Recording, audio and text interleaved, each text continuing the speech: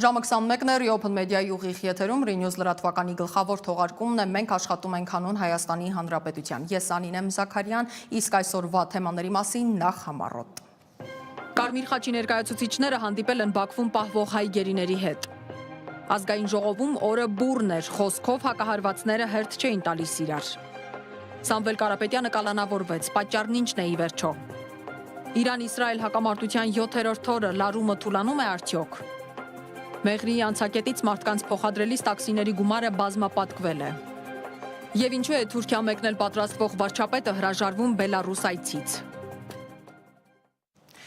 Հունիսին Կարմիր խաչի միջազգային կոմիտեի ներկայացուցիչները կրկին տեսակցել են Բաքվում պահվող հայերին, լրատվամիջոցներին տեղեկացրել է Կարմիր խաչի միջազգային կոմիտեի հայաստանյան գրասենյակի հաղորդակցության ծրագրերի պատասխանատու Զառա Ամատունին։ Տեսակցության ընթացքում տեղի են ունեցել առանձնազրույցներ, հնարավորություն է տրվել կապվել հարազատների հետ եւ փոխանցվել են փաթեթներ ընտանիքների կողմից։ Ինչ վերաբերում է Բաքվում Կարմիր խաչի գրասենյակի փակմանը, ապա այն առայժմ շարունակում է գործել իր մանդատի շրջանակում։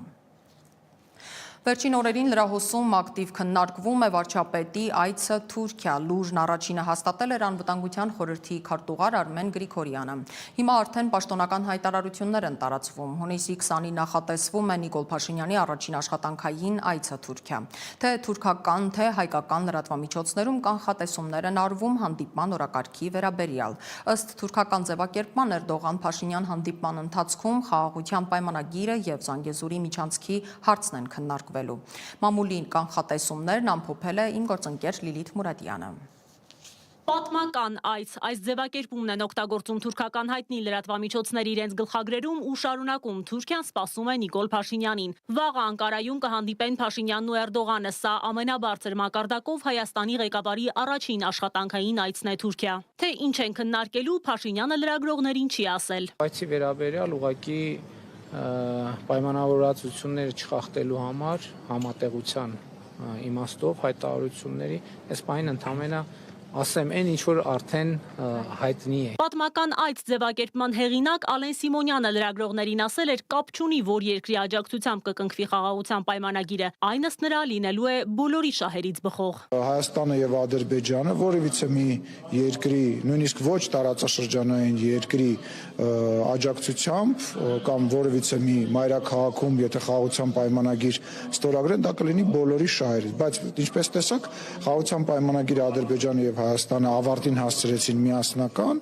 եւ երկու կողմը կորոշեն էլի, երբ որ դրա ժամանակը գա, թե որտեղ կկնքեն, ինչ միջնորդություն կլինի միջնորդություն, թե ընդհանրապես միջնորդության կարիք չի լինի։ Թուրքական լրատվամիջոցները հղում անելով իրենց դիվանագիտական աղբյուրներին գրում են, որ Էրդողանն ու Փաշինյանը քննարկելու են խաղաղության պայմանագիրն ու Զանգեզուրի միջանցքի հարցը։ Ըստ հոդվածագիրների Անկարան հույս ունի, որ Փաշինյանը, չնայած երկրի ներսում հանրային ու քաղաքական անհամաձայնությանը, պատրաստ է նոր քայլերի Զանգեզուրի միջանցքի վերաբերյալ։ Թուրքական լրատվամիջոցները կանխատեսում են, որ Էրդողանի հետ բարձր մակարդակի շփումները կուժեղացնեն նաև Փաշինյանի դիրքերը երկրի ներսում, հատկապես հաջորդ տարի սպասվող ընտրություններից առաջ։ 24 News-ը, որին առաջինն էր հայտնի դարձել Թուրքիա մեկնելու լուրը, գրում է, որ իր ունեցած հավաստի տեղեկություններով Փաշինյանը Էրդողանի հետ քննարկելու է խաղաղության պայմանագրի կամ նմանատիպ մեկ այլ փաստաթղթի ստորագրումը։ Այն հնարավոր է ստորագրվի կամ սեպտեմբերին Վաշինգտոնում կամ դեկտեմբերին Էմիրություններում։ Լրատվամիջոցի աղբյուրն ասել է, որ Փաշինյանին հաջողվել է սահմանադրության փոփոխության նախապայմանը հանել բանակցություններից, ադրբեջանցիներին ցույց տալով, որ ոչ մի սոցհարցումով դրան հասնել ուղղակի հնարավոր չէ եւ նմանատիպ զարգացումները վտանգավոր են իր իշխանության համար։ Դրա փոխարեն նա հանձն է առել հայ առաքելական եկեղեցու դիրքերը թուլացնելը։ Կա նաեւ երկրորդ նախապայման՝ հեռացնել ռուսական ռազմաբազան պայմանագրի ստորագրումից հետո։ Իդեպ մինչեւ Փաշինյանի հետ հանդիպումը այսօր Էրդողանը հանդիպելու է Ադրբեջանի նախագահ Ալիևի հետ։ Նախագահները մասնակցելու են երկրաշարժից հետո Քահրաման-Մարաշ քաղաքում կառուցված ադրբեջանական թաղամասի բացմանը։ Հնարավոր է վաղը Անկարայում հանդիպեն նաև Փաշինյանն ու Ալիևը, թե հայկական, թե ադրբեջանական կողմերից հայտնում են, որ նման հանդիպում նախատեսված չէ։ Թեև մեկ անգամ չէ, որ տարբեր առիթներով Փաշինյանն ու Ալիևը, ինչպես ասում են, ոտքի վրա շփումներ են ունեցել։ Լիլիթ Մուրադյան, Open Media։ Փաշինյանից մեկ օր առաջ Թուրքիա է շտապել Ադրբեջանի նախագահը, նա ժամանել է Քահրամանմարաշ, որը նույն հին ու բարի Մարաշն է, միայն թե թուրքերեն հերոսական Մակդիրն է ավելացել։ Ալիևին այնտեղ դիմավորել է նրա թուրք պաշտոնակից Էրդողանը ոչ պակաս տպավորիչ Մակդիրով պաստառներով։ Քաղաքի նորաբաց Ադրբեջան թաղամասում փակցրել են Ղարաբաղի նվաճող պաստառը։ Թուրքիան Ադրբեջանի կողքին է, Ադրբեջանն էլ Թուրքիայի, այս ուղերձով սկսվել է Ադրբեջանի նախագահ Իլհամ Ալիևի պաշտոնական այցը Անկարա։ Հունիսի 19-ին Թուրքիայի Քահրամանմարաշ քաղաքում Ալիևին անձամբ դիմավորել է Ռեջեփ Թայիպ Էրդողանը։ Այցի հիմնական շեշտադրումը եղբայրական աջակցության ցուցադրումն էր, ինչպես խաղաղության, այնպես էլ փորձությունների օրերին։ Քահրամանմարաշում Ալիևն ու Էրդողանը մասնակցել են Ադրբեջան թաղամասի բացման արարողությանը։ Ադրբեջանի նախագահը հատուկ ընդգծել է, ինչպես Արցախյան պատերազմի ժամանակ, այնպես էլ այլ ճգնաժամային պահերին Թուրքիան եղել է Ադրբեջանի կողքին։ Ալիևն ընդգծել է, որ Շուշիի հռչակագրով հաստատված դաշնակցային հարաբերությունները վեր են հառնում քաղաքական եւ տնտեսական ձևակերպումներից։ Մենք պարզապես եղբայրներ ենք, մեկ ժողովուրդ, երկու պետություն, կրկնել է նա Էրդողանի հին կարգախոսը։ Դե իսկ Թուրքիայի նախագահ Թայիպ Էրդողանը շնորհակալություն է հայտնել Ալիևին, շեշտելով, որ Ադրբեջանը եղել է առաջինը, որ արձագանքել է Թուրքիայի ցավին։ Բացման արարողության ավարտին Էրդողանը մեջբերել է թուրք գրող Աբդուրահիմ Կարաքոչի Նամակ Ղարաբաղին բանաստեղծությունից հատվածներ։ Իլհամ Ալիևի այցը Թուրքիա պաշտոնական օրակարգից բացի հստակ քաղաքական ուղերձ էր։ Չնայած այցի ընթացքում Հայաստան անունը գրեթե չի շոշափվել, բայց հնչեցված բառերն ու ընտրված ձևաչափը հղի էին կոնկրետ նշանակությամբ։ Ադրբեջանի եւ Թուրքիայի առաջնորդների շուրթերից հնչեց մի հստակ մեսիջ՝ տարածաշրջանի ապագան կկառուցվի դաշնակցային հարաբերությունների հիման վրա։ Մեկ ժողովուրդ, երկու պետություն սկզբունքը այստեղ վերածվում է ոչ միայն կարգախոսի, այլ նաեւ վերահաստատված ճշմարտության։ Էրդողանի հնչեցրած միտքը, թե Ադրբեջանի եւ Հայաստանի միջև խաղաղության հաստատմամբ իրենց բնորոշմամբ ազատագրված, սակայն իրականում Արցախի հայաթափված տարածքներում ենթադրյալ վերականգնման գործընթացը ավելի կարագանա, հստակ ուղերձ էր հասցեագրված Երևանին։ Այս եւ Փաշինյանի սպասվելիք այցը տարածաշրջանը կերպափոխելու են ռեգիոնալ նոր պատկերացումների հարթակի։ Ոչ բառերով, այլ ենթատեքստով ասվեց, ով կողքին է կանգնած եւ ինչ ռազմաքաղաքական արժեքներ են դրվում առաջիկա տարածաշրջանային կառուցվածքների հիմքում։ Իսկ թե ինչպես կարձագանքի այս ուղերձներին Հայաստանը, կերևա արդեն վաղը Նիկոլ Փաշինյանի այցի ժամանակ։ Դիանա Կարապետյան, Reopen Media։ Վարչապետ Փաշինյանը, որ այսօր խորհրդարանում էր անցած տարվա բյուջեի կատարողականը ներկայացնելու օրակարգով, հայտարարել է, թե 2022 թվականի հոկտեմբերի 6-ից ինքը դարձել է Հայաստանի առաջին ղեկավարը, որը ճանաչել է Հայաստանի տարածքային ամբողջականությունը։ Նրա խոսքով այդ պահից է ինքն իրեն զգում Հայաստանի լիարժեք վարչապետ։ Իսկ մենք հիշեցնենք, որ նշված ամսաթվին, այսինքն 2022 թվականի հոկտեմբերի 6-ին, Նիկոլ Փաշինյանը Պրահայում Արցախը ճանաչեց Ադրբեջանի տարածք։ Երբ որ ես նոր Հայաստանի Հանրապետության վարչապետ դարձա, ընտրվեցի, շատ արագ ես ինքս ինձ համար արձանագրեցի, որ ես Հայաստանի Հանրապետության վարչապետ եմ պայմանականորեն եւ ես ավելի շատ ֆորպոստի վարչապետ եմ։ 2025 թվականի հունիսին ինձ համար ամենաշատը հենց սա է փոխվել, որ ես արձանագրում եմ, որ Հայաստանի Հանրապետության լիարժեք եւ ամբողջական վարչապետ է։ Շարունակենք ազգային ժողովի հերթական նիստի թեման։ Հայաստան խմբակցության պատգամավոր Քրիստինե Վարդանյանը հայտարարեց մեջբերեմ. այս պահին հայ առաքելական եկեղեցին ավելի շատ հետևորդներ ունի, քան երբևէ։ Եվ եթե ազգային եկեղեցին պաշտպանելու համար պետք է բանտարկեն, ապա ըստ դաշնակցական պատգամավորի Հայաստանի բանտերում դժվար թե կարողանան բոլորին տեղավորել։ Ես չեմ պատրաստվում այդ բառապաշարով անդրադառնալ ձեր բոլոր գրառումներին եւ մտքերին, ճիշտ ասած, որ շատ էլ ուզենամ, չեմ էլ կարող։ Դուք անմրցելի եք այդտեղ հատակը անդադ ծագելու մրցույթում, չնայած չէ, մի քաղաքական գործիչ կա, որ մրցում է այդտեղ ձեզ հետ, եւ դա քաղաքական գործիչ Աննա Հակոբյանն է, ամեն դեպքում ձեր ընտանիքին է պատկանում անընդհատ հատակը ծագելու մրցանակը։ Հայ ժողովրդին հիմա չի հետաքրքրում։ Գնացեք հենց հիմա Բաղրամյանում ցույց անող անհետ կորածների ծնողներին տեսեք, որ հարցն է հետաքրքրում։ Հետաքրքրում է արդյոք սրբազաններից որևէ մեկը ենթադրյալ կուսակրոնության ուխտը խախտել է, թե իր երեխան որտեղ է։ Հարց ինձ այսօր այստեղ բերող վարորդին տաքսում ագարակից չէր հետաքրքրում կուսակրոն հոգևորականներից որ մեկն է ուխտը խախտում։ Հետաքրքրում էր հեղուկ գազը ինչու է այդքան թանկացել։ Կուսակրոն հոգևորականների ենթադրյալ իրենց ուխտը խախտելու հետևանքով, ջերմուկում հիմա թուրքերը։ կուսակրոն հոգևորականների ենթադրյալ իրենց ուխտը խախտելու հետևանքով եք դուք Սոնա Մնացականյանին ավտոյի տակ գցել եւ հեռացել։ Մեր ո՞ր մի խնդիրն է այս խնդրի հետ կապված։ Ուրեմն ինչի եք այս խնդիրը արհեստականորեն օրակարգ բերել։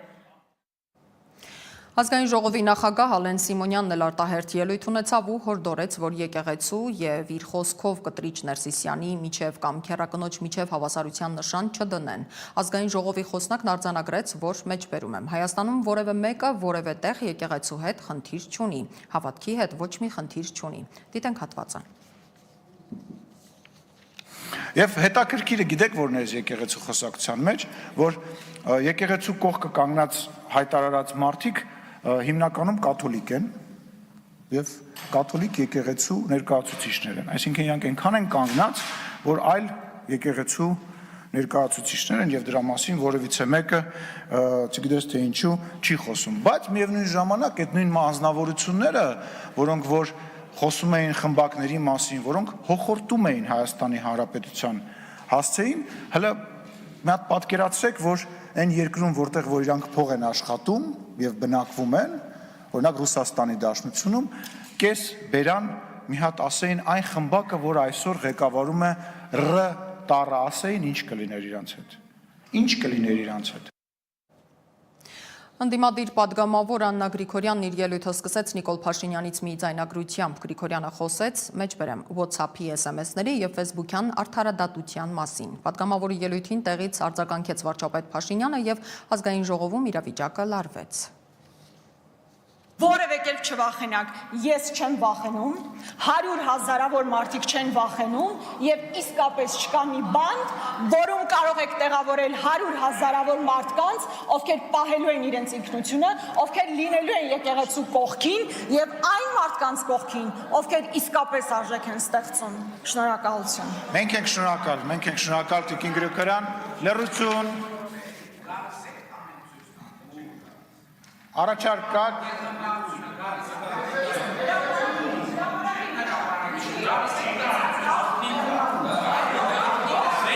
Լավ, դալիճում լրություն, պարոն վարչապետ, դրա մասին ելույթի ժամանակ։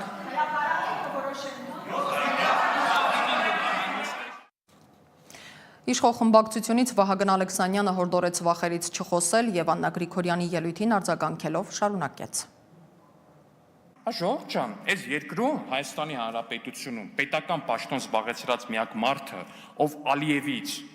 ոչ միայն հավանություն, այլև երաշխավորագիր է ստացել, դա Ռոբերտ Քոչարյանն է։ Էլինար Վարդանյանը անդրադառնալով սեփականության ազգայնացմանը նշեց, մեջբերում եմ, չեմ կասկածում, որ անելու եք, խլելու եք։ Պատգամավորը խոսեց ներդրումների կտրուկ անկման մասին, համեմատելով 2023 թվականի ուղիղ ներդրումները, որոնք կազմում էին $584 միլիոն, իսկ նախորդ տարի $138.5 միլիոն։ Դուք adekvat եք, երբ այս ամբիոնից գալիս եք եւ հոխորտում եք սեփականության ազգայնացման մասին։ Ես չեմ կասկածում, անելու եք, խլելու եք։ Ու ձեր շարքերում եղած գործարարների, այն որ օրը մեջ մի հատ սուպերմարկետ են բացում ու չգիտեմ ինչ գույքեր են ձեռք բերում, պետք եղավ իրանցնել եք ազգայնացնելու։ Ձեր էստեղի նստած գործարարներին եք ազգայնացնելու։ Բայց հասկանում եք, թե դրանով ինչ լուրջ հարվածի տակ եք դնում արկա եւ հնարավոր ներդրումները։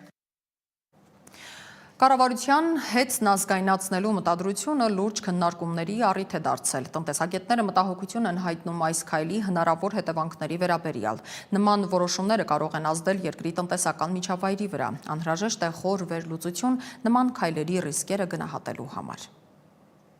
Կառավարությունը հայտնել է Հայաստանի էլեկտրական ցանցերի ազգայնացման մտադրության մասին, պայմանավորելով ընկերության գործունեության հետ կապված խնդիրները, հոսանքի մատակարարման պարբերական անջատումները։ Նիկոլ Փաշինյանը հստակ ժամկետ է սահմանել, նշելով, որ հեծը կամ պետք է վերականգնի հասարակությանը հասցված վնասը, կամ կդառնա պետական սեփականություն։ Այս տվել է հանձնարարական, որ մի ամսվա ընթացքում կամ պետք է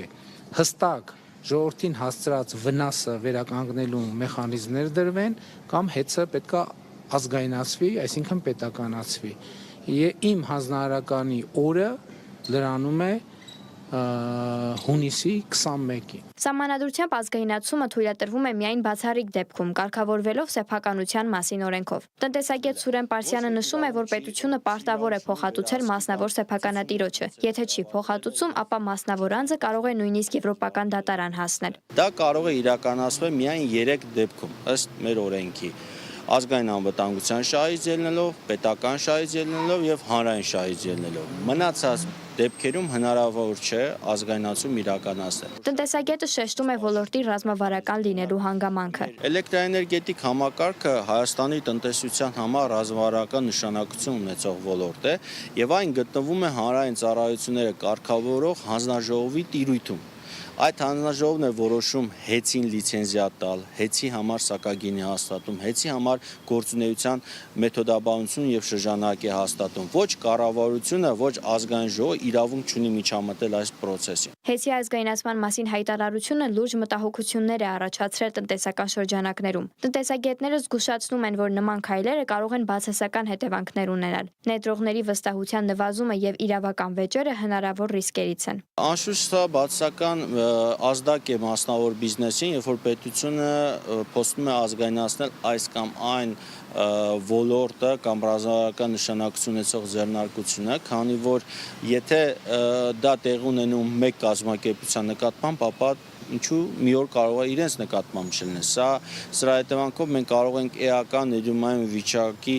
վատթարացում ունենալ, բացի այդ պետությունը կարող է բավականին շատ նոր դատական գործեր ունենալ այս երևույթով եւ հետեւաբար մի քանի անգամ ավել պետք է մտածել ազգայնացման որոշում կայացնելուց առաջ։ Հեծի ազգայնացման որոշումը բարդ եւ ռիսկային գործընթաց է համարվում։ Այն չպետք է շփոթել սեփականատիրոջ կամքով պետությանը կամովի նվիրատվության հետ։ Պետք է տարբերակենք նվիրատվությունից։ Մենք ունեցել ենք Զանգեզուրի դեպքը, Վիվասելի դեպքը եւ այլ դեպքը։ Այս դեպքում սեփականատերը, նախկին սեփականատերը նվեր է տվել պետությանը։ Ազգայնացումը լրիվ այլ երևույթ է եւ դրա հետևանքները բավականին ծանր կարող են լինել պետության համար ֆինանսական առումով, տնտեսական առումով, դատական քաշքշումների առումով, բացի այդ էլեկտրաէներգետիկ ոլորտում ամենափոքր ճգնաժամը կարող է երկարաժամկետ խնդիրներ առաջացնել տնտեսության համար։ Սա մարտահրավեր կարող է լինել ոչ միայն կոնկրետ ոլորտի համար, այլ ամբողջ տնտեսության համար։ Հեծի ազգայնացումը կարող է վճռորոշ շրջադարձ դառնալ Հայաստանի տնտեսական կյանքում։ Փորձագետները հորդորում են զգուշորեն մոտենալ այս գործընթացին, հաշվի առնելով դրա երկարաժամկետ հետևանքները։ Աննա Հարությունյան, Լևոն Ոսկանյան, Reopen Media։ Բելարուսի արտաքին գործերի նախարար Մաքսիմ Ռիժենկովը հայտնել է, որ Նիկոլ Փաշինյանը հեռակակարգով կմասնակցի Եվրասիական տնտեսական միության նիստին։ ԵԱՏՄ անդամ բոլոր պետությունների, Ռուսաստանի, Ղազախստանի, Ղրղստանի ղեկավարները բացառությամբ վարչապետի հաստատել են իրենց անձնական ներկայությունը միջոցառմանը։ ԵԱՏՄ գագաթնաժողովը կկայանա հունիսի 26-27-ին։ Հիշեցնեմ, որ ամիսներ առաջ Փաշինյանը հայտարարել էր, որ խոր տարաձայնությունների պատճառով ինքը Բելարուս որևէ առիթով չի այցելի։ Սամվել Կարապետյանը 2 ամսով կալանավորվել է, փաստաբանները լրագրողներին տեղեկացրել են, որ բողոքարկելու են կալանքի որոշումը, որ ըստ նրանց ակնհայտ ապօրինի է։ Սամվել Կարապետյանը, որ մեղադրվում է իշխանությունը զավթելու հրապարակային կոչ անելու մեջ, ուղեր ձեռհղել իր աջակիցներին, որոնք հավաքված էին դատարանի առջև։ Նա իր մեղադրանքն անվանել է շինծու, կալանքն ապօրինի։ Կարապետյանը վստահեցրել է, որ մշտապես լինելու է իր ժողովրդի եւ հայ առաքելական Սուրբ եկեղեցու կողքին։ Իմ գործընկեր Սիմոն Հովանիսյանն է շարունակում հետևել իրադարձությունների ընթացքին եւ ներկայացնել թարմացումներ։ Դիտենք ռեպորտաժը։ Քաղաքական հետապնդում է Սամվել Կարապետյանի կալանավորումը, նշում է փաստաբան Լուսինե Սահակյանը, հավելելով, որ դատավորը չկարողացավ արդարությունը պաշտպանել։ Իշխանությունից չեն էլ հերքում, սա Փաշինյանի հրապարակմամբ նշված միջամտությունն է։ Ինչքան է ժողովրդավարություն, ամենակոշտ եւ ամենակոպիտ միջոցները կձեռնարկեմ ցանկացած նման դեպքում։ Երեք գիշեր կալանավորումը որպես խափանման միջոց որոշեց դատարանը։ Մամուլում տարածվող տեղեկությունների համաձայն Սամվել Կարապետյանին տեղափոխել են Արմավիրի նոր կառուցված քրեակատարողական հիմնարկ։ Գործարարի նկատմամբ քրեական գործ է հարուցվել իշխանությունը զավթելու կոչ էր անելու մեղադրանքով։ Ասել է, եթե չհաջողվի քաղաքական գործիչներին, ուրեմն մենք էլ մեր ձևով ենք մասնակցելու այդ ամեն ինչին։ Երբ որ կբացահայտվեն, թե ինչ հիմքեր են դրվել նրան կալանավորվելու որպես փաստ հիմք, մենք կհասկանանք, որ դա արդեն էլ անհրաժեշտություններ չէ, որովհետև մեղադրանքը որպես այդպեսին գոյություն ունենալ չէր կարող։ ելույթը լսելուց մենք ակնհայտ հասկանում ենք, այդտեղ կոչ ընդհանրապես գոյություն չունի։ Ինչը պարտադիր պայման է, առնվազն գոնե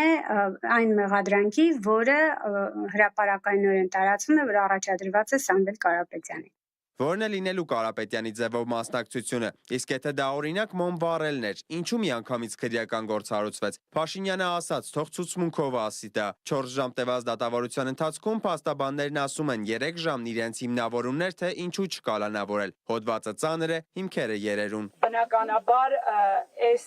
քրեական վարույթի շրջանակներում ամբողջությամբ զետեղված նյութերը չեն խոսում քրեական օրենսգրքով մեղսագրված հիմնավոր ինչպես կասկածի մասին, այնպես էլ հիմքերի մասին։ Ուստի կարող եմ այս բան միայն նշել, որ որոշումը ակնհայտ ապօրինի է։ Սամվել Կարապետյանը իր աջակիցների համար կոչ էր պատրաստել, ասելով, որ չի հանձնվելու։ Կարդաց եղբորորդին Նարեկ Կարապետյանը։ Ցավոք դատարանը վառ օրինակ ծառայեց օրենքի եւ իրավական երկիր ունենալու հույսով ապրող մեր ազգին, ապացուցեց,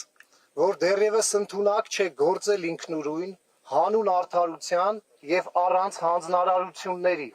Ամուր եղեք, մեր հաղթանակին այլընտրանք չկա, առաջ Աստված։ 3 փաստաբանները նշեցին, որ պատրաստվում են բողոքարկել դատարանի որոշումը։ Այդ ժամանակ դատարանի ներկայացրած կալանավորման հիմքերին դեռ չէին ծանոթացել։ Այսօր էլ նրանց հետ կապ հաստատել չստացվեց, պարզելու ինչ հիմքեր է ներկայացրել դատարանը։ Երբ որ կբացահայտվեն, թե վերջին հաշվով նպատակը որն էր, ինչու սա արվեց, ցանկացած դեպքում լինելու են իրավունքի խախտումներ։ Թե որ իրավունքի խախտումը կլինի, դա կլինի կրոնի դավանանքի ազատության խախտում, թե դա կլինի կոնկրետ հավաքների ազատության խախտում, դա կլինի խոսքի ազատության խախտում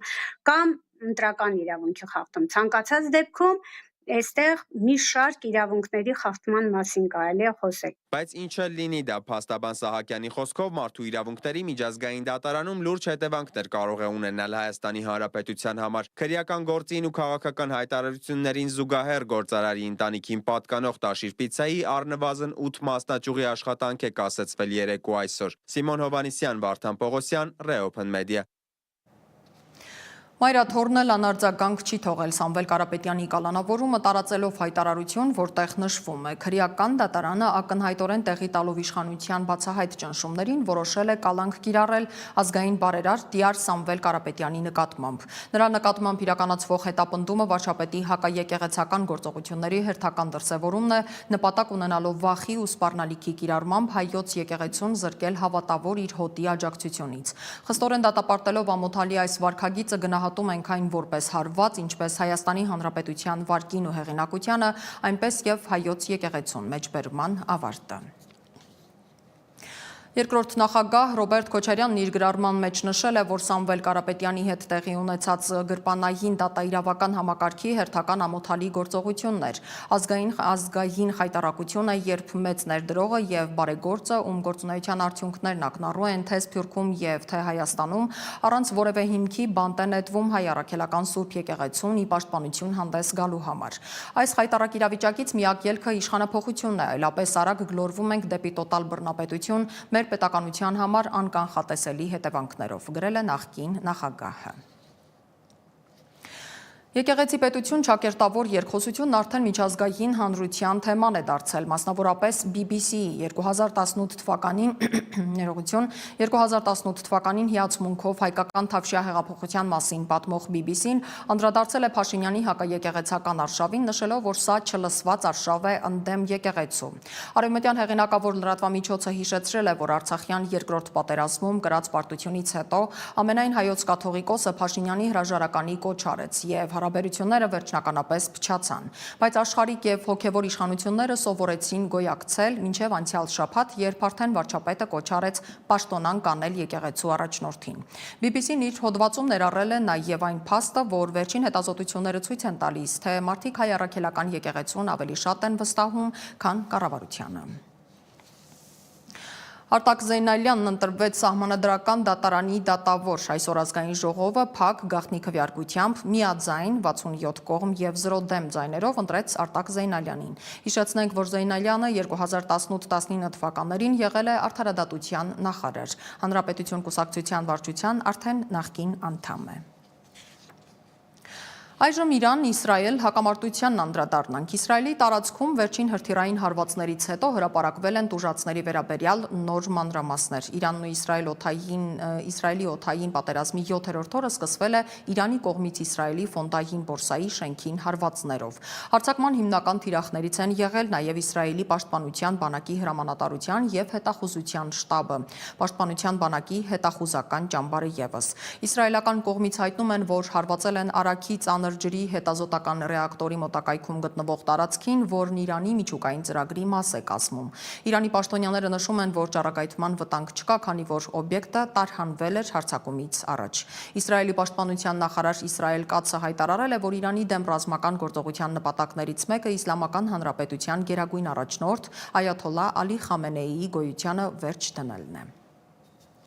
Թեհրանի ծայրամասերում կեսգիշերից հետո ակտիվացվել է հակաօդային պաշտպանությունը։ Իսրայելի բանակը հաստատել է, որ առավոտյան հարվածների շարք է եղել Թեհրանի եւ այլ քաղաքների ուղղությամբ։ Նույն ժամերին Իրանը Իսրայելի պաշտպանության բանակի գնահատմամբ մոտ 30 բալիստիկ հրթիռ է արձակել Իսրայելի ուղղությամբ։ Հրթիռակոծության տակ են հայտնվել կենտրոնական Հոլոն եւ Ռամաթ Գան քաղաքները եւ հարավում գտնվող Բեեր-Շևայի Սորոկա հիվանդանոցը, որտեղ բուժվողներն ու անձնակազմը հրթիռակոծության պահին ապաստարանում էին։ Նախնական տվյալներով 70 մարդ է վիրավորվել, որոնցից 6-ը ծանր վիճակում են։ Իսրայելի ընդդիմության առաջնորդներից Բեննի Գանցը դժգոհել է, որ իրենք թիրախավորում են Իրանի միջուկային ենթակառուցվածքները եւ հրթիռային կայանները, իսկ Իրանը հարվածում է Իսրայելի հիվանդանոցներին ու երեխաներին։ Իսրայելի պաշտպանության նախարար Իսրայել Կացը հայտարարել է, որ դա ամենավատ տեսակի ռազմական հանցագործությունն է եւ Խամենեին պատասխանատվության կենթարկվի իր հանցանքների համար։ Նրա խոսքով ինքը եւ վարչապետ Նեթանյահուն հանձնարարել են բանակին ուժեղացնել հարվածները Իրանի ռազմավարական եւ Թեհրանում կառավարական թիրախների դեմ, նրա խոսքով այաթոլլաների ռեժիմը խարխլելու համար։ Իսրայելի արտգործնախարար Գիդեոն Սաարը վստահ է, որ Իրանը միտումնավոր է թիրախավորում խաղաղ բնակիչներին։ Ցախալն էլ հարվածել է Իրանի Արաքիի եւ Նաթանգիի միջուկային օբյեկտներին, նաեւ բալիստիկ հրթիռների եւ հակաօդային պաշտպանության համակարգերի համար հումք եւ բաղադրիչներ արտադրող գործարաններին։ Իրանի պաշտոնական Իրնա գործակալության տվյալներով Թեհրանը միջազգային ատոմային էներգիայի գործակալությանը տեղեկացրել է հարձակման մասին, Իսրայելին մեղադրելով շարունակական ագրեսիայի եւ միջուկային օբյեկտների վրա հարձակումներն արգելող միջազգային օրենքներին հակասող գործողությունների մեջ։ Իրանի արտգործնախարարի տեղակալ Քազեմ Ղարիբաբադին հայտարարություն է տարածել, զգուշացնելով Միացյալ Նահանգներին Իսրայելի եւ Իրանի միջև որևէ ուղղակի միջամտությունից։ Եթե ԱՄՆ ցանկանում է ակտիվորեն միջամտել եւ աջակցել Իսրայելին, Իրանը այլ ելք չի ունենա, քան օգտագործել իր գործիքները ագրեսորներին դաս տալու եւ ինքնապաշտպանվելու համար։ Մեր ռազմական որոշումներ կայացնողների ձեռքում կան բոլոր անհրաժեշտ սցենարները։ Մենք խորհուրդ ենք տալիս ԱՄՆ-ին գոնե մի կողմ մնալ, եթե նրանք չեն ցանկանում կանգնեցնել Իսրայելի ագրեսիան։ Իրանի գերագույն առաջնորդ Այաթոլլահ Ալի Խամենեին զգուշացրել է Վաշինգտոնին, որ հակամարտությանը նրա մասնակցությունը անդառնալի վնաս կհասցնի ԱՄՆ-ին։ Այաթոլլայի հայտարարությունը հնչել է ԱՄՆ-ի նախագահ Դոնալդ Թրամփի սոցցանցերում անվերապահ կապիտուլյացիա պահանջելուց մեկ օր հետո, որտեղ նա նշել էր, որ ԱՄՆ-ն գիտի, թե որտեղ է գտնվում Խամենեին, բայց առայժմ չի պլանավորում սպանել նրան։ Իսրայելի բանակի տվյալներով Իրանի վրա վերջին հարվածները վնաս են հասցրել ուրանի ցենտրիֆուգների արտադրության եւ հրթիռների բաղադրիչներ արտադրող գործարաններին։ Անցած 7 օրերին Իրանն արձակել է մոտ 400 հրթիռ Իսրայելի ուղղությամբ։ Իսրայելը պաշտոնապես հայտարարել է 24 խաղաղ բնակչի մահվան մասին։ Իրանը տեղեկացրել է առնվազն 224 զոհի մասին, որոնց մեծ մասը խաղաղ բնակիչներ են, սակայն այդ թիվը արդեն 3-րդ օրն է, չի թարմացվել։ Մոնիկա Հայրոյան, Reopen Media։ Իրանի արտաքին գործերի նախարար Աբբաս Արաղչին հաստատել է եվրոպական եռյակի իր գործընկերների եւ Եվրամիության արտաքին գործերի գերագույն ներկայացուցչի հետ Շվեյցարիայում հանդիպելու ծրագրերը, հաղորդում է Թասմինը։ Նա ասաց, որ համատեղ հանդիպում կանցկացնի Մեծ Բրիտանիայի, Ֆրանսիայի եւ Գերմանիայի արտաքին գործերի նախարարների, ինչպես նաեւ Եվրամիության արտաքին գործերի եւ անվտանգության քաղաքականության հարցերով գերագույն ներկայացուցիչ Կալլասի հետ։ Արաղչին ասաց, որ Իրանի եւ Եվրոպայի պատվիրակությունները կհանդիպեն Ժնևում հունիսի 20-ին։ Իրանի արտաքին գործերի նախարարը նշեց, որ առաջիկա հանդիպումը տեղի կունենա եվրոպական եռյակի խնդրանքով։ Մենք շարունակում ենք իսրայելա-իրանական հակամարտությունը քննարկել փորձագետների հետ։ Իմ գործընկեր Դավիթ Կենջոյանը զրուցել է ռազմական փորձագետ զինված ուժերի պաշտոնաթող գնդապետ Հայկ Նահապետյանի հետ։ Նահապետյանը համոզված է իսրայելա-իրանական հակամարտությունը ոչ թե մարելու, այլ ավելի ծավալվելու ներուժ ունի։ Նա կանխատեսում է նաև միջազգային կանոնների փոփոխություն համաշխարհային հարթակներում, միաժամանակ զգուշացնում, որ Հայաստանը պետք է զգոնություն պահպանի, այդ թվում փախստականների հոսքերի կառավարելիության հարցում։ Դիտենք ռեպորտաժը։ Իրանական գործոնի թուլացմամբ ուժեղանում է թուրքական գործոնը։ Իրան-իսրայելական հակամարտությունն աստիճանաբար վերածվել է ուղիղ ռազմական առճակատման։ Արդեն 6 օր շարունակ կողմերը փոխանակում են հրթիռային հարվածներ, պատճառելով ավերածություններ եւ զոհեր երկու կողմերում։ Ռազմական փորձագետ Հայկ Նահապետյանի դիտարկմամբ Իսրայելը խնդիր է դրել վերջնական հաղթել Իրանին։ Երկու ճանապարհ կա։ Առաջին ներքին հեղաշրջում, այաթոլաների կառավարման ինստիտուտի վերացում, որը կուղեկցվի անջատողական տրամադրություններով, հաշվառելով, որ Իրանը բազմազգ պետություն է, որտեղ պարսիկները 50% են։ Կա երկրորդ էթնիկ խումբը ազերի են, երրորդը քուրդ են, չորրորդը բելուջ են։ Այս փուլը ոնց որ թե ձախողվեց։ Ուրեմն երկրորդ փուլը ռազմական գործողություն է, որը պետք է վերաճի պատերազմի, այսինքն ցամաքային օպերացիա, որը երկարատև է, մոտ 1.5 միլիոն զինանձնակաց պիտի սահմանի մոտ կենտրոնացի, որը ներխուժի Իրան։ Պաշտոնաթող գնդապետի համոզմամբ հակամարտությունը կարող է ավելի սրվել։ Ինչ այս պահը Իսրայելը իրականացրել է հրթիռային հարվածներ եւ հատուկ գործողություններ, թիրախավորելով Իրանի ռազմական եւ գիտական ղեկավարությանը։ Սակայն ինչպես նշում է Նահապետյանը, Իրանը կարողանում է դիմակայել նման մասշտաբի ռազմական ճնշմանը։ Իսրայելը միջուկային զենք կարող է օգտագործել։ Բայց հաշվառնելով այն իրողությունը, որ Իրանը փաստացի առաջին 1-2 օրը Մոսադի հատուկ օպերացիաներից հետո բավականին այսպես ռազմական ղեկավարության եւ գիտական ղեկավարության կորուստներ ունեցավ, դա շատ արագ համալրվում է, հաշվառնելով, որ Իրանը մեծ հաշվով ինքը ռազմականացված պետություն է, այո, պատժամիջոցների տակ 78 թվից գտնող երկիր է։ Նշանակում է, որ այս հերար հրթիռակոծումները շարունակվելու են։ Հակամարտության երկարաձգման վտանգի մասին խոսելիս ռազմական փորձագետը մատնանշում է Չինաստանի դերակատարումը։ Կարծում եմ, որ պատերազմը շարունակվելու է, ինչի համար, որտեղ Չինաստանը հիմա որպես կողմ ոչ հայտարարված ռազմատեխնիկական համագործակցություններ իրականացնում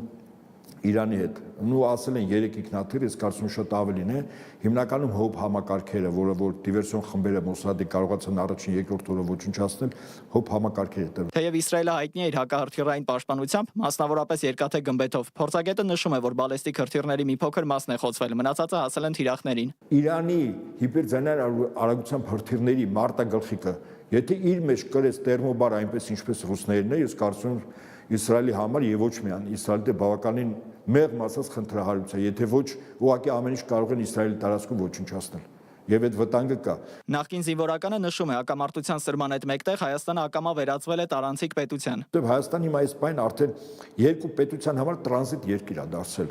Չինաստանի եւ Հնդկաստանի ուսանողները, տուրիստները եւ աշխատողները տարբեր ֆիրմաներ, որոնք Իրանում են, Հայաստանով պետք է դուրս գան։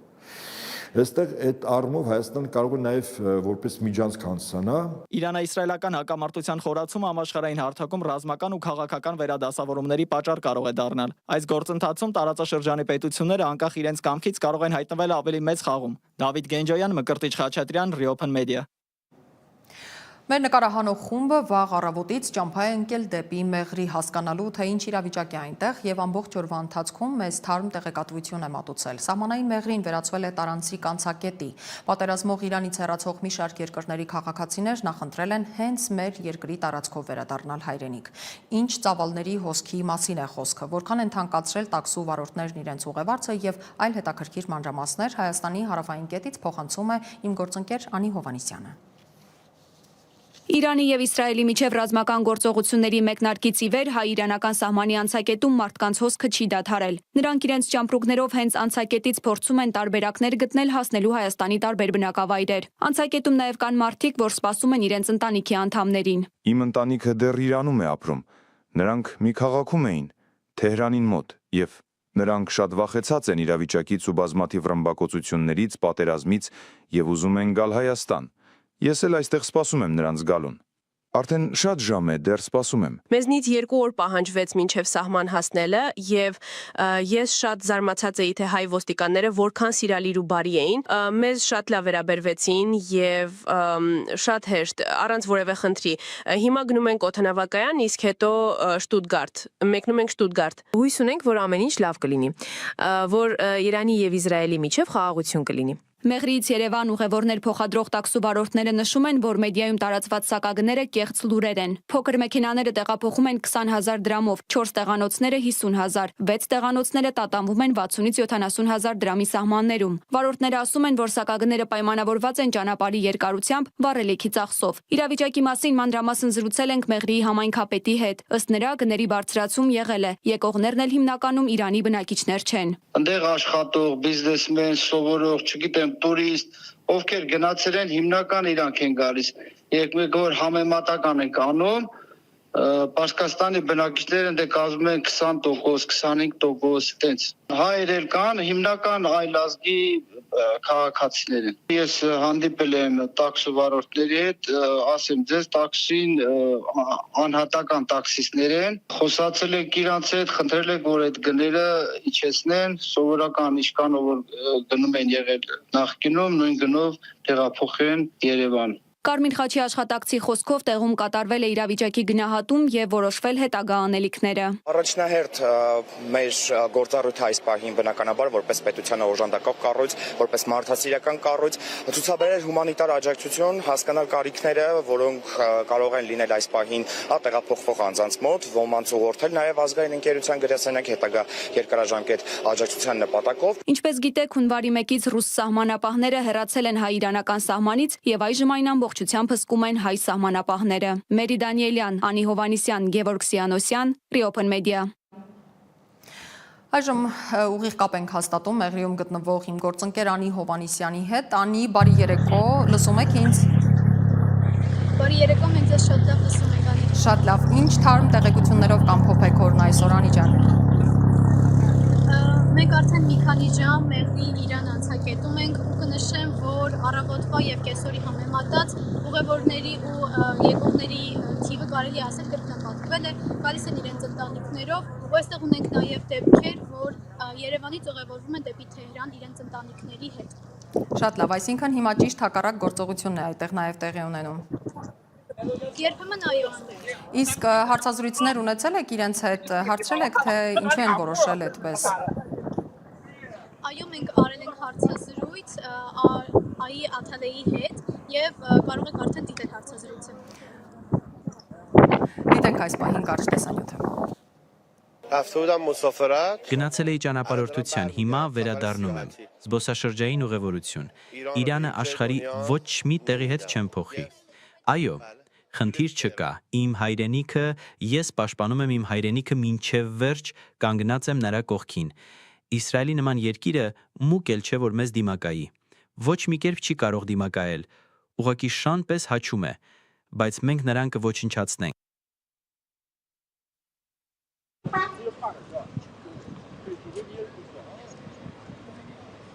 Լսում եք ինձ։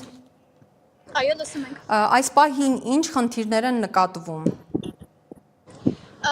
Մենք նկատել ենք տարբեր մեծ ավտոմեքենաներ, որոնք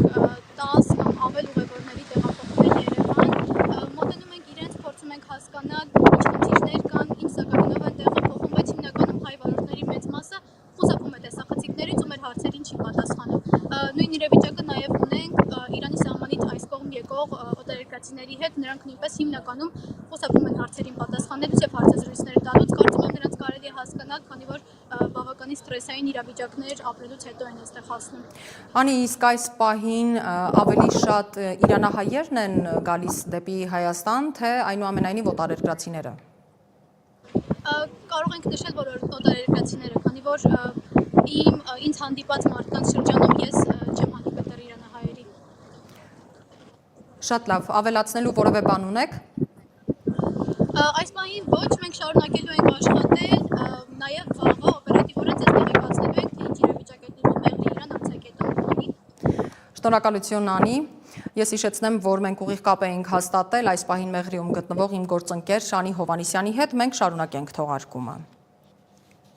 Հայաստանում Ռուսաստանի դեսպանությունը հաղորդագրություն է տարածել Իրանում գտնվող իր քաղաքացիներին տեղեկացնելով Իրանի հետ Հայաստանի սահմանի Նորդուզ Ագարակ անցակետով ցամաքային ճանապարհորդության լրացուցիչ տարբերակները դիտարկելու մասին։ Նշվում է, որ Իրանի եւ Հայաստանի միջև սահմանը բաց է Ռուսաստանի քաղաքացիների համար։ Չինաստանի ավելի քան 600 քաղաքացիներ երեկ երեկոյան Իրանից Ագարակի սահմանային անցակետով արդեն մուտք են գործել Հայաստան։ Տեղեկությունը լրատվամիջոցներին փոխանցել են Հայաստանում Չինաստանի դեսպանատնից։ Ռուսաստանի եւ Չինաստանի նախագահներ Պուտինն ու Սի Ցզինփինը քննարկել են Մերձավոր Արևելքում տիրող իրավիճակը։ Մոսկվան ու Պեկինը հավատարիմ են նույնական մոտեցումներին, խստորեն դատապարտում են Իսրայելի գործողությունները, որոնք խախտում են ՄԱԿ-ի կանոնադրությունը։ Բացի այս տեսությունները ելնում են այն փաստից, որ Մերձավոր Արևելքում իրավիճակի կարգավորումը ռազմական լուծում չունի։ Իսկ ահա Դոնբասում Ռուսաստանը համառորեն գնում է խնդրի ռազմական լուծման ճանապարհով։ Ռուսական զորքերը Դոնբասում եւս մեկ բնակավայր են գրավել։ Այս անգամ կենտրոն խմբավորման ստորաբաժանումների վերահսկողության տակ է անցել Դոնեցկի ինքնահռչակ հանրապետության Նովո-Նիկոլաևկա գյուղը։ Ռազմական գերատեսչությունում մեկ օրվա ընթացքում ուկրաինական բանակի ընդհանուր կորուստները գնահատել են ավելի քան 1350 մարդ։ Սեփական կորուստների տվյալներ ռուսական կողմն ինչպես միշտ չի հրապարակում։ Միաժամանակ Մոսկվան եւ Կիևը փոխանակել են ռազմագերիներ, որոնց թիվը եւս չի նշվում։ Ռուսաստանցի գերիներն այժմ Բելարուսում են, որտեղից կտեղափոխվեն Ռուսաստանի բուժ հաստատություններ, բուժման եւ վերականգնման նպատակով։ Ուկրաինայի նախագահ Զելենսկին հաստատել է ռազմագերիների փոխանակումը։ Նրա խոսքով Կիև վերադարձվածների թվում են զինված ուժերի, ազգային գվարդիայի եւ սահմանապահ ծառայության զինծառայողներ, որոնց մեծ մասը գերության մեջ է եղել 2022 թվականից։ Իսրայելի եւ Իրանի միջև հակամարտության թեժացման ֆոնին Հունաստանի ազգային պաշտպանության նախարար Նիկոս Դենդիասն արտակարգ խորհրդակցություն է անցկացրել զինվորականների հետ։ Օրակարգում երկրի հակաօդային պաշտպանության հարցերն էին, հոբ միջոցները Մերձավոր Արևելքում տեղի ունեցող իրադարձությունների պատճառով գտնվում են լիակատար մարտական պատրաստվածության մեջ։ Հիշեցնեմ, Նիկոս Դենդիասը պաշտպանության նախարարի պաշտոնը ստանձնելուց անմիջապես հետո առաջարկել էր Հունաստանի համար ստեղծել բազմաշերտ հակաբալիստիկ պաշտպանական վահան։ Ապրիլին վարչապետ Կիրիակոս Միցոտակիսը խորհրդարանում ներկայացրել էր այսպես կոչված Աքիլեսի վահան համակարգը։ Անհետ կորածների հարազատները Երևանից փակ են պահում Բաղրամյան պողոտան։ Նրանք բողոքում են ազգային անվտանգության ծառայության արդեն նախկին տնօրեն Արմեն Աբազյանի պաշտոնանկությունից։ Նա էր գլխավորում անհետ կորածների հարցերով հանձնաժողովը։ Մարդիկ մտաբախություն ունեն, որ Աբազյանի պաշտոնանկությունից հետո ոչ ոք չի զբաղվելու այս հարցով։ Դիտենք Նարինե Ղուկասյանի պատրաստած տեսանյութը թեմայի շուրջ։ Մեր նկարահանող խումբը գտնվում է Բաղրամյան պողոտայում, որը Երևանից երկկողմանի փակ է։ Անհետ կորածների հարազատները այստեղ բողոքի ակցիա են իրականացնում, պահանջելով ազգային անվտանգության ծառայության արդեն նախկին տնօրեն Արմեն Աբազյանի պաշտոնի վերականգնումը։ Խնդիրն այն է, որ վարչապետ Փաշինյանի որոշմամբ նախօրեին աշխատանքից ազատված ազգային անվտանգության ծառայության արդեն նախկին տնօրեն Արմեն Աբազյանը գլխավորում էր նաև անհետ կորածների հարցերով հանձնաժողովը։ Մարդիկ մտավախություն ունեն, որ Աբազյանի պաշտոնանկությունից հետո որևէ մեկը գործունք հայրեր չի անի անհետ կորածներին գտնելու ուղղությամբ եւ հարցը կմտնի փակուղի։ 44-օրյա պատերազմում անհետ կորած զինծառայող Սարգիս Ղուկասյանի հորեղբայրը Արսեն Ղուկասյանը նշեց, իրենց գլխավոր պահանջն է վերականգնել պաշտոնում Արմեն Աբազյանին։ Նաև հանդիպում են պահանջում նորանշանակ ազգային անվտանգության ծառայության տնօրենի ժամանակավոր պաշտոնակատար Անդրանիկ Սիմոնյանի հետ։ Ես այդ մարդու աշխատանքը տեսել եմ, ու մենակ ես չեմ տեսել, այդ ծնողներն են տեսել։ Քանի գերի է եկել, դա Աբազյանի գործողություններն է եղել։ Դու իր տեղակալը գա ինքը հավաստիացնի, երաշխավորի, որ ինքը այդ տեմպից չի ընկնի, հələ մի բան էլ ավել ոչ պակաս կանի, մեզի ինչ է պետք, մեզի մեր երեխեքն են պետք, մեզի ուրիշ բան պետք չի։ Բանակցողի փոփոխությամբ անընդհատ նույն այս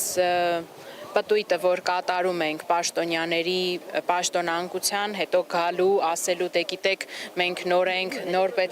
նոր պետքա ծանոթանանք գործընթացի հետ, սա իհարկե սպառում է հոգեպես, բարոյապես հարազատներին։ Անհետ կորածների հարազատները փորձեցին կարճատև ակցիա իրականացնել նաև Երևանի Հերացու փողոցի վրա։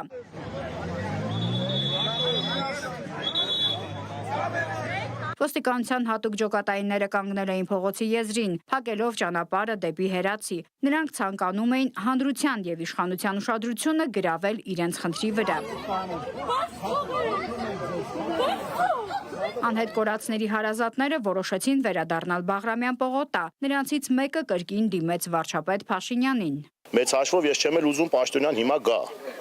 որովհետև Պաշտոնյայի գալը այս պահին ես հասկանում եմ մեծ հաշվով, որ երկրի մեր երեխեքի հարցը լուծելու պետք է լուծի գերագույն գլխավոր հրամանատարը, ով վաղը գնում է Թուրքիա։ Հիմա այս մարդը գնում է Թուրքիա, մենք ոչ ոք չգիտենք ինչ օրակարգով, ինչ է խոսալու, մեր երեխեքի մասին խոսալու է պարոն վարչապետը, թե չի խոսալու։ Սկսենք այդտեղից։ Ես ուզում էի հարց տա իրան, հիմա հարց եմ տալի, պարոն վարչապետ, գնում ես Թուրքիա, երեխեքի հարցով բանակցելու ես Թուրքիայի նախագահի հետ։ Եթե չէ, ինչի համար ես գնում։ Երեկվանից ակցիա իրականացնող անհետ կորածների հարազատներից հետաքրքրվեցինք, արդյոք որևէ պաշտոնյա կամ շարքային քաղաքացի մոտեցել է իրենց եւ սննդի հարց լուծել։ Երբ որ սկզբից եկանք, մեզ սենց փոքր ջրեր տվեցին, հա, այս հարցն է շատ կուզենամ անդրադառնամ, հուսով եմ մարդիկ տեսնում են, կարան Չէ, մի բլոկ ջուր տվել հա, այդ եմ ասում էլի, այդ մի բլոկ ջուրն էր, հետո մենք մեր միջոցներով ենք անում, բոլոր այն մարդիկ, ովքեր այս եթերների, այդ Իրանից հատվածների տակ կգրեն, որ, չգիտեմ, ինչ որ պատվիրված, քաղաքական դերակատարների մարդիկ ենք, փողով ենք եկել այստեղ, բան, թող կան, խնդրում եմ, անձնապես ծանոթանան իմ հետ, Արսենի հետ, Ազատի հետ, մյուսների հետ, թող կան ծանոթանան, թող կան մի պահ փորձեն իրանց դնել մեր տեղը, հասկանան, թե այդ ինչ է նշանակում 5 տարի ապրել այդ զգացումով, որ քո երեխան կա, թե չկա։ Այսօր առավոտյան հարազատների հետ հանդիպման էր եկել փոխոստիկանապետ Վարդան Վարդանյանը, որի հետ զրույցը ցուցարարներն արդյունավետ չեն համարում։ Բաղրամյան պողոտայում էր նաև անկախ падգամավոր Թագուհի Թովմասյանը։ Այս մարդիկ, որ այսօր եկել են փակել են Բաղրամյան պողոտան, իրենք ոչ թե եկել են ինչ-որ պաշտոնյայի վերադարձի համար, իրենց վերջին հույսի համար են այստեղ։ Այս ընթացքում հասել են նրանք այն արդյունքին, որ ամեն առանձին երեխայի դեպքով կա հարուցված վարույթ եւ առանձին որոշակի գործողություններ են իրականացում, այսինքն փաստահավաք որոշակի գործողություններ արդեն արվել են։ Երեք անհետ կորածների հարազատների հետ հանդիպել էին ազգային անվտանգության հակահետախուզության պետ Դավիթ Սանամյանը եւ փոխոստիկանապետ Դավիթ Խուդինյանը։ Ազգային անվտանգության տնօրենի պաշտոնակությունը որևէ բան չի փոխել եւ չի կարող փոխել։ Սա ինստիտուտ եւ ինստիտուցիոնալ կառույց է։ Երեք խորհրդարանում հայտարարեց Նիկոլ Փաշինյանը, արձագանքելով անհետ կորածների հարազատների հնչեցրած մտահոգություններին։ Նշենք, Հայաստանը շուրջ 1200 անհետ կորած անձի հարց է բարձրացնում։ Պաշտոնական տվյալներով 90-ականների սկզբից անհետ կորած է համարվում 993 հայ, 44-օրյա պատերազմից հետո անհետ կորած է համարվում 191 քաղաքացի։ Նարնե Ղուկասյան, Վարդան Պողոսյան, Րիոփն մեդիա։ Ներքին գործերի նախարարությունից հայտնում են, որ ոստիկանությունն անցած 1 օրում բացահայտել է 121 հանցագործություն, որոնցից մեկը նախկինում կատարված։ Դեպքերից 13-ը վերաբերում են թմրանյութերին, 10-ը ֆիզիկական ներգործությանը, 8-ը խարդախությանը։ Բացահայտվել են նաև կողոպուտի, շորթման, կենդանիների նկատմամբ դաժան վերաբերմունքի, կաշառակերության, զենք զինամթերքի առգրավման, բուժաշխատողի կողմից մասնագիտական պարտավորությունները չկատարելու, սուտ մատունության դեպքեր։ Նախկինում կատարված հանցագործություններից բացահայտվել է շորթման 1 դեպք, հայտնաբերվել 10 հետախուզվող, կամավոր ներկայացել է 5-ը։ Եկեղեցի պետություն դիմակայության պատմությանն անդրադառնանք։ Երեք մեր թողարկումներում համառոտակի անդրադարձել էինք հայոց պատմության մեջ պետություն եկեղեցի հարաբերություններին, որոնք բազմաթիվ փորձությունների են ենթարկվել։ Պատահել է աշխարհիկ միապետերն են ճնշում գործադրել եկեղեցու առաջնորդի հանդեպ, դարերով էլ եկեղեցին է փոխարինել պետությանը եւ ձեռք բերել ազգն առաջնորդելու եւ կառավարելու հմտություններ։ Մեր պատմության դասերը հուշում են, պետություն եկեղեցի ամուր գործակցությունը միայն նպաստում է ազգային առաջընթացին։ Առավոտյան շատ վաղ եմ արթնանում եւ ամեն օր գոնե 1.5 ժամ նվիրում եմ ընթերցանությանը։